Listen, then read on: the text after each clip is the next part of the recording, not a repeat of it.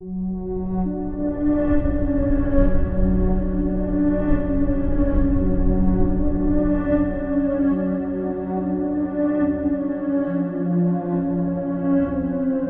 வந்ததும் சேது தனியா மலைக்குன்றின் மேல் போனான்.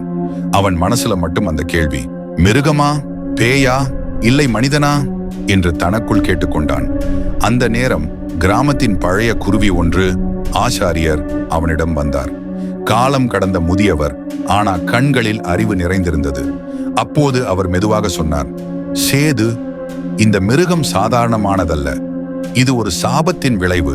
சேது அதிர்ச்சி அடைந்தான். சாபமா? என்ன சாபம் என்று கேட்டான்.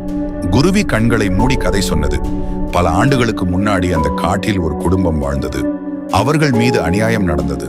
கிராமத்தார் அவர்களை பேயாட்டம் என்று குற்றம் சாட்டி அவர்களை எரித்து கொன்று விட்டார்கள். ஆனா அந்த குடும்பத்தின் ஒரு பிள்ளை உயிரோடு இருந்தான். அவன் தாயின் இரத்தத்தில் சத்தியம் செய்தான், இந்த கிராமத்தை நான் அழித்து தீருவேன் என்றான். அந்த பையன் காட்டில் பல மிருகங்களை ஒன்றாக வைத்து பல சடங்குகளை செய்து நிர்வாக மாறும் சக்தியை கற்றுக்கொண்டு அதனால் மனித மிருகமாக மாறும் சக்தி பெற்றான். இந்த கதையை கேட்டு சேது அதிர்ச்சியில் சொன்னான், அதுவா அந்த சிவப்பு கண்கள்? அவன் இப்போ நம்மை தாக்குறானா? அதற்கு குருவி தலை ஆட்டியது. ஆமாம் சேது, அவன் மனித வடிவில் இருந்தாலும் இரவில் மிருகமா மாறுவான். அந்த சாபத்தை உடைக்க ஒரே வழி, அவனுடைய உண்மையான பெயரை கண்டுபிடிக்க வேண்டும்.